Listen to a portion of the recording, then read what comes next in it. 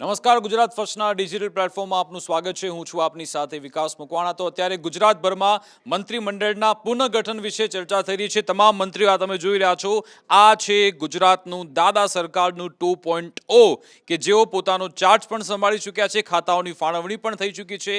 પરંતુ આ બધા ચહેરામાં ચહેરો જે અત્યારે મિસિંગ છે એ છે રાજકોટનો. જી હા, સૌરાષ્ટ્રનું જે પેરિસ ગણવામાં આવે છે એ રાજકોટમાં, જ્યાંથી બે મુખ્યમંત્રી આવ્યા છે, ગવર્નર આવ્યા છે, છતાં પણ ત્યાં આ વખતે રાજકોટને સ્થાન કેમ ન આપવામાં આવ્યું તેની ચર્ચા અત્યારે ચારે બાજુ થઈ રહી છે.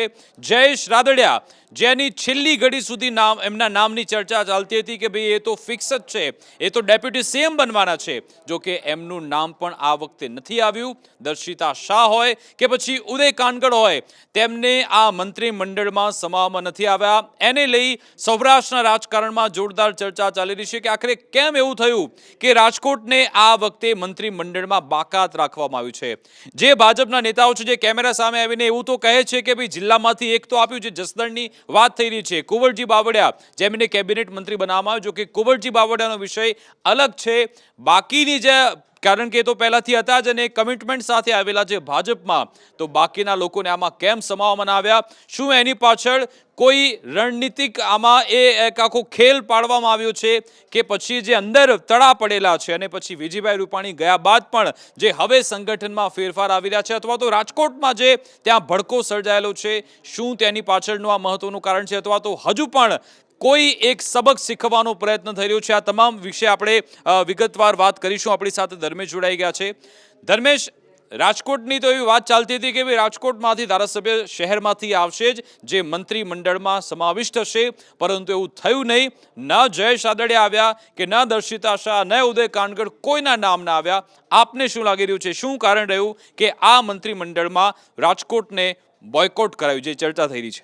વિકાસ, આજે વિસ્તરણ થયા, શપથવિધિ થયા અને કલાકો થઈ ગયા, પણ રાજકોટમાં અને સૌરાષ્ટ્રમાં એ ચર્ચા હજી સમી નથી. અને ખાસ કરીને તો રાજકોટ છે ને, એ અખબારોની કાશી કહેવાય. એટલે તમે બધાના હેડિંગ આજના જુઓ તો બોયકોટ, રાજકોટના બોયકોટ શબ્દ વાપર્યો છે, રાજકોટ ઝીરો, આવો બધા પણ શબ્દો વાપર્યા છે. એ બહુ મહત્ત્વની વાત એટલે છે કે રાજકોટ એટલે જનસંઘ અને ભાજપનો પાયો, જનસંઘનો પાયો, અને ભાજપનું પણ એક ત્યાં એક આખું એક ટીમ વર્ક છે. અને એ ટીમ વર્કને કારણે તમે જુઓ કે રાજકોટનો એક પણ 4 ધારાસભ્યો હોય છે, રાજકોટ પશ્ચિમ, પૂર્વ, દક્ષિણ અને રાજકોટ ગ્રામ્યમાં એવું થયું કે ભાનુબેન બાબરિયાને પડતા મૂક્યા, ત્યારે રાજકોટ શહેરના ધારાસભ્યોના નામો એટલે ખીલ્યા હતા. આપણે અટકળોને આધારે જ આપણે મીડિયા કરતું હોય, પછી પ્રિન્ટ હોય કે ઇલેક્ટ્રોનિક, કે ઉદય કાનગડ અથવા દર્શિતા શાહ અથવા લેવામાં રમેશ ટીલાળા આવશે, પણ એકેય ન આવ્યું. એટલે એની તર્ક વિતર્કો ઘણા થયા, અટકળો ઘણી વાત થઈ, અને એમાં સૌથી વધુ મહત્ત્વની વાત હોય તો ભાજપનો આંતરિક જૂથવાદ જવાબદાર એવું લાગી રહ્યું છે. છેલ્લા 6 મહિનાની તમે હેડલાઇન જો ચેક કરો તો રાજકોટમાંથી એક ભાજપના જૂથવાદની વિગતો આવશે. ગૂગલમાં સર્ચ કરો તોય આવશે. નિમંત્રણમાં, કાર્ડમાં બાદ બાકી, કાં ઝઘડા હોય, કાં સ્ટેજ ઉપર ઝઘડા હોય, આ મારું જૂથ, આ નવો જ ભાજપ, આ જૂનું ભાજપ. આ કારણ હું મહત્ત્વનું ગણું છું. અને બીજું કારણ એ પણ ગણું છું કે ઉદય કાનગડને કદાચ સંગઠનમાં સારી હોદ્દો આપે, મે બી. અને બીજી વાત એ છે કે આ કુંવરજી બાવળિયાને કેબિનેટ મંત્રી આપ્યું એ બરાબર છે. અગાઉ રાજકોટના 2 મંત્રીઓ રહેતા કેબિનેટ દરજ્જાના, પણ એક ત્રીજું લોકોને એમ થાય છે કે વિજયભાઈનું નેતૃત્વ ન રહેતા રાજકોટ નોંધારું થઈ ગયું, એવી વાતો પણ ચર્ચાઈ છે. કે ઓલું તો રાત્રે મોડે સુધી પ્રદેશ કે હાઈકમાન્ડ સુધી કહી શકતા કે મારે આને ટિકિટ અપાવી છે, મારે આને મંત્રી બનાવવો છે. અને ભૂતકાળમાં ઘણા દાખલા છે કે વિજયભાઈની ફરમાઈશ ઉપર, વિજયભાઈના કહેવાથી આજ રાજકોટ જે લોકસભા વખતે જોરદાર ત્યાં એક માહોલ ગરમાયો હતો પુરુષોત્તમ રૂપાલાને કારણે, કે ભાઈ એ ક્ષત્રિય સમાજને ક્યાંક એમને હાનિ અથવા એમને મન દુઃખ થયું છે, છતાં પણ રાજકોટ ભાજપ સાથે રહ્યું હતું અને આ સમયગાળામાં એ રાજકોટને મંત્રી બનાવવામાં નથી આવ્યા. શું આપને લાગે છે કે જે આપણે વિજયભાઈ રૂપાણીની વાત કરી, સ્વર્ગીય વિજયભાઈ રૂપાણીજી, એમના ગયા બાદ શું એક નેતૃત્વનો પણ સવાલ છે ને? જે ઘણી બધી એવી ચર્ચા, હેડલાઇન બની હતી કે ભાઈ એમની જે અંતિમ યાત્રાનો ખર્ચ છે એને લઈને પણ ભાજપ સંગઠન પર સવાલ ઉઠ્યા હતા. શું આ બધા પરિબળ પણ જવાબદાર હોઈ શકે? મેં કીધું ને કે છેલ્લા 6 મહિનાના ગૂગલ લઈને તમે પ્રિન્ટ કે ઇલેક્ટ્રોનિકમાં તમે જુઓ તો અહેવાલો એવા આવશે કે આંતરિક જૂથબંધી અને નવા જૂના તમે કહું કે વિજયભાઈના ગ્રુપના કેટલાક અગ્રણીઓ હમણાં આ જગદીશ વિશ્વકર્મા આવ્યા ત્યારે દેખાયા જ. એટલે છાપાની હેડલાઇન બની કે ભાઈ ફલાણા નેતા હવે કેટલા વખતે દેખાણા. એટલે પણ એવું લાગતું હતું કે વિશ્વકર્મા વિસ્તરણની આગલી રાતે ત્યાં હતા. એટલે લોકોને એમ હતું કે રાજકોટ ઉપર તો ઓળઘોળ છે, રાજકોટ એટલે વટ પડે એવું ને એ બધું. રાજકોટે વટ પણ પાડ્યો, જેને કહી શકાય કે સારામાં સારો રોડ શો થયો. એમને પ્રવચન પણ એમનું તેજાબી હતું. લોકોએ પણ કે કોઈ જૂથવાદ પણ ન દેખાણો, રામભાઈ પણ હતા, રૂપાલા. પરંતુ એક વાત નક્કી છે કે વિજયભાઈ જે સંગઠનમાં કે હાઈકમાન્ડને જે કહેવાતું હોય એ રૂપાલા અને રામભાઈ નહીં કરી શક્યા હોય. હવે રામભાઈ એક બાજુ વક્તવ્ય આપે કે લાલ લાઇટ લઈને આવશે અને બીજેથી કોઈની લાલ લાઇટ જ ન મળે, તો એનો મતલબ એ કે એટલા બધા એ પહોંચેલા નહીં હોય, તો એટલા જાણકાર નહીં હોય કે આમાં આ કારણ હોઈ શકે. અત્યારે એણે આજે પાછું ફેરવી પણ તોડ્યું છે કે મોરબી આપણામાં જ હતું, રાજકોટમાં. એટલે મોરબીમાં મળ્યો કાંતિભાઈ તો આપણા જ ભાઈ ને. અરે સૌરાષ્ટ્રને ખૂબ સારું આપ્યું છે ભૂપેન્દ્રભાઈનું. આ જે સૌરાષ્ટ્રમાં જ આવું છે કે સૌરાષ્ટ્રમાં ઓવરઓલ શું પિક્ચર છે, કેટલું મજબૂત રહ્યું છે સૌરાષ્ટ્ર ઝોન કે જેમાં મંત્રીમંડળમાં સ્થાન મળ્યું, જેમાં આપણે શરૂઆત કરીએ તો જીતુભાઈ વાઘાણી લઈ લો કે ભાઈ કુંવરજી બાવળિયા લઈ લો કે પછી અર્જુનભાઈ મોઢવાડિયા લઈ લો, સાથે કાંતિભાઈ અમૃત્યા, આ તમામ પ્રદ્યુમન વાજાજી, આ તમામ એમનો આ સમાવેશ કરવામાં આવ્યો છે. પરસોત્તમ સોલંકી, એટલે હવે તો એમને જ ગણી લે. પરસોત્તમભાઈ સોલંકી એમનો પણ સમાવેશ થયો છે. રીવાબા જાડેજાનો આમાં સમાવેશ થયો છે. કાંતિભાઈની મેં વાત કરી, કૌશિક વેકરિયા અમરેલીથી આમ ગણવા જઈએ તો. પણ જે આ જે અત્યારે ચર્ચા શરૂ થઈ છે કે ભાઈ રાજકોટને કેમ બાકાત રાખવામાં આવ્યું, અને જે હવે જયેશ રાદડિયાની વાત કરીએ કે જેતપુરથી ધારાસભ્ય અને અગાઉ કેબિનેટ મંત્રી તે રહી ચૂક્યા છે. આ વખતે એમણે ઘણી બધી તૈયારી કરી નાખી હતી અને ઘણા બધા આશાસ્પદ પોતે પણ હતા અને કોન્ફિડન્સમાં હતા જ્યારે અમિત શાહ સાથે એમને શક્તિ પ્રદર્શન કર્યું હતું. અને એવું લાગતું હતું, એવી ચર્ચા થવા લાગી હતી કે એમના જે કાર્યક્રમમાં લોકો બેનર લઈને આવ્યા હતા કે ભાઈ આ વખતે જયેશ રાદડિયા કૃષિ મંત્રી નહીં તો પછી સહકાર મંત્રી તો બનવાના જ છે, કારણ કે સહકાર ક્ષેત્રમાં સારું કામ કરે છે. પરંતુ એમને એ ખાતું પણ ન મળ્યું, ન રાજકોટને નજરઅંદાજ કરવામાં આવ્યું રાજકોટને.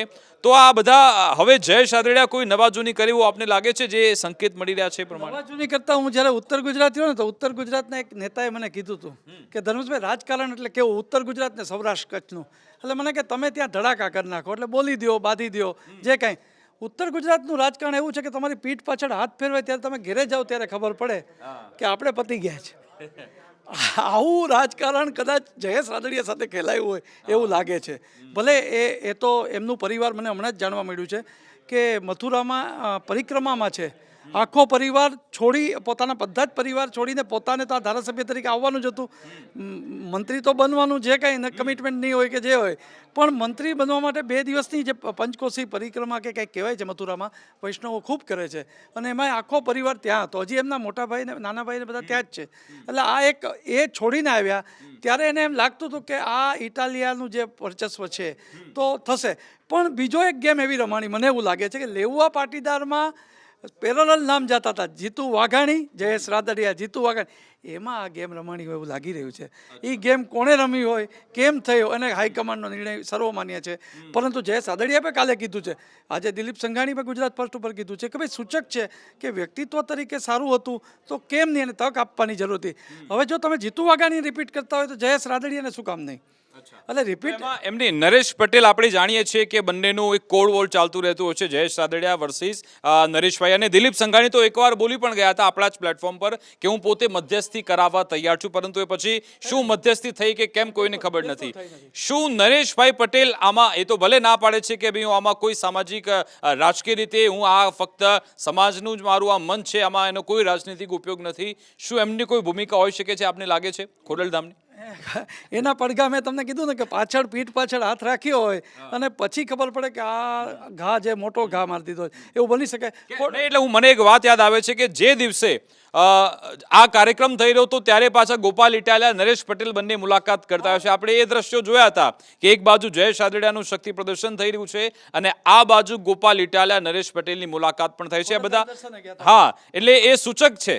સૂચક તો ઘણી જ વસ્તુ છે, પણ હવે એમણે કીધું કે આ પ્રિમાઇસીસ, એટલે ખોડલધામના પ્રિમાઇસીસમાં રાજકારણની હું વાત નહીં કરું. આ બધા જ જે આવા તો અગાઉ દ્રશ્યો મેં જોઈ લીધા રિપોર્ટિંગ વખતે.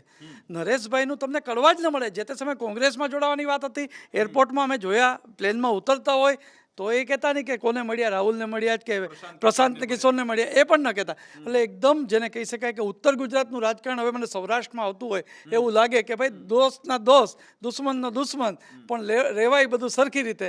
પણ મેં મુખ્ય વાત એ છે કે 9 ખોબો માગ્યો ને દઈ દીધો દરિયો એવા 9 જો મંત્રીઓ આપ્યા હોય તો કાંતિલાલ અમૃતિયા, કડવા પાટીદારમાં સાહેબ ગયે વખતે કોઈ લીધા જ નહોતા અને એમાં સીધું નામ ઉભરી આવે. બાકી સંજય કોરડિયાનું નામ હતું. 50 વર્ષથી જુનાગઢને કોઈ મંત્રી જ નથી મળ્યા. હેમાબેન આચાર્ય પછી કોઈ મંત્રી નથી મળ્યા. એટલે 50 વર્ષે લોકોએ ફટાકડા લઈને રાખ્યા હતા કે સંજયભાઈ થશે. ભલે એ બધા જ લોકો અત્યારે એવું જ કહેશે કે શિસ્ત અને સંગઠનનું પક્ષ છે એટલે કાંઈ કોઈ બોલશે. ઇવન જયેશ રાદડિયા કાલે કીધું જ છે પણ એના જે ફેસ રીડિંગ જે જોવા મળે એ ઉત્સાહ ન મળે, સ્વાભાવિક વાત છે. હવે જોવાનું એ છે. હું એક પણ વાત એડ કરી દઉં કે શું જયેશ રાદડિયાને એમનું ટેસ્ટિંગ થતું હતું, કારણ કે એમને જવાબદારી સોંપવામાં આવી હતી વિસાવદરની. જે શિસ્તભંગ તેમણે કર્યું કે ભાજપની પ્રણાલી છે, ઉપરથી જે મેન્ડેટ આપવામાં આવે એનું અનુકરણ કરવાનું, એ રીતે ચાલવાનું. પછી એમણે અનાદર કર્યો અને પાર્ટીથી વિરુદ્ધ જઈને એમણે એ ઇફકોની ચૂંટણી લડી, ડિરેક્ટર બન્યા પણ ખરા. એના પછી બિપિન ગોતા અને તો એટલે એમને પછી એમનું ટેસ્ટિંગ થયું કે ચલો વિસાવદર તમે જીતીને લાવો. વિસાવદર કદાચ એના પ્રભારી બનાવવામાં આવે જીતીને ન આવ્યા. એના કારણે હવે હોઈ શકે કે ભાઈ તમે જેતપુરમાં પણ એકવાર ભડકો થયો હતો જ્યારે સ્થાનિક સ્વરાજ્યની ચૂંટણી હતી અને આવા 2 પ્રકરણ થઈ ગયા. શું એ કારણ હોઈ શકે છે કે એમને મંત્રી ન બનાવવામાં આવે? પહેલા જ આપણે એક રાજકોટના પત્રકારનો જ્યારે ફોનો લીધો ત્યારે એમનું એક સૂચક નિવેદન હતું કે વિસાવદરમાં પ્રભારી બનાવવા એ ગેમ જ હતી. અરે આ રાજકારણ ક્યાં સુધી જતું હશે એ નક્કી કરીએ. અને એ અંતર્ગત વિસાવદરમાં સાહેબ આટલા મંત્રીઓની ફોજ અને તમે 17,000ની લીડથી કે જે થાય જે લીડ આવી હોય, લીડ બહુ આગળ જ હતી અને એવા સંજોગોમાં કોંગ્રેસ કોઈ નિષ્ક્રિય અને એમાં જ લડવાનું હતું. એટલે ભલે માનીએ કે કિરીટ પટેલ ઉમેદવારનું કંઈ હોય પણ જે વાત હકીકત હતી એ હકીકત અત્યારે પરિણામલક્ષી છે. પણ એનું જે મેન્ડેટવાળી લડાઈનું કદાચ પહેલું પાનું હતું. ઠીક છે, અંતિમ પ્રશ્ન આમાં આપને લાગે છે કે આવનાર સ્થાનિક સ્વરાજ્યની ચૂંટણીમાં આ જે મંત્રીમંડળમાં સ્થાન નથી મળ્યું એનો કોઈ પડઘા પડશે? કારણ કે મેયર અને ધારાસભ્ય એમની તૂતુ મેમણ પણ સામે આવી, સંગઠનમાં પણ ત્યાં ફાટા પડેલા છે, અંદર સાંસદો ધારાસભ્ય એમની વચ્ચે સંકલન નથી, રામભાઈ કંઈક અલગ કહે અને બીજા ધારાસભ્યો કંઈક અલગ કહેતા હોય છે. આ બધા પડઘા આવનાર સ્થાનિક સ્વરાજ્યની ચૂંટણીમાં પડશે આપને લાગે છે? ચોક્કસ પડશે. વિશ્વકર્માએ સૌથી પહેલું અત્યારે તો ભલે ત્યાં જઈ આવ્યા અને અભિવાદન ઝીલી આવ્યા પણ એને માટે રાજકોટ માટે લેસન નવું રાખવું પડશે. અને ત્યાંની ભૂમિ હું જાણું છું, ભલે ભાજપનો ગઢ છે પણ 1-2 જગ્યાએ જો કંઈક કદાચ ચેન્જ થાય ને તો એમાં આ પરિબળ. પણ હું છેલ્લી વાત એ કહું છું કે જે રાજકોટ અને સૌરાષ્ટ્રમાં જે મંત્રીઓને પડતા મૂક્યા છે એની પણ એક ચર્ચા વિકાસ એક થોડી વાર કરી લઈએ. ભાનુબેન બાબરિયા, હવે તમે જુઓ કે જેણે સતત 2-3 ટર્મ સુધી આમાં મંત્રીમંડળમાં કે જે હોય અને સીધો જ વિરામ આવ્યો છે તો એ પરફોર્મન્સવાળી વાત છે. રાઘવજીભાઈ ભલે પોતે ના પાડતા હોય કે હું તો સ્વસ્થ હતો પણ પાર્ટી હાઈકમાન્ડને એવું લાગ્યું છે કે ના દુરસ્ત છું, એ એમ કહે છો, પોતે એમ કહે છે. પણ મુળુભાઈ બેરાનો સેટબેક એવો છે.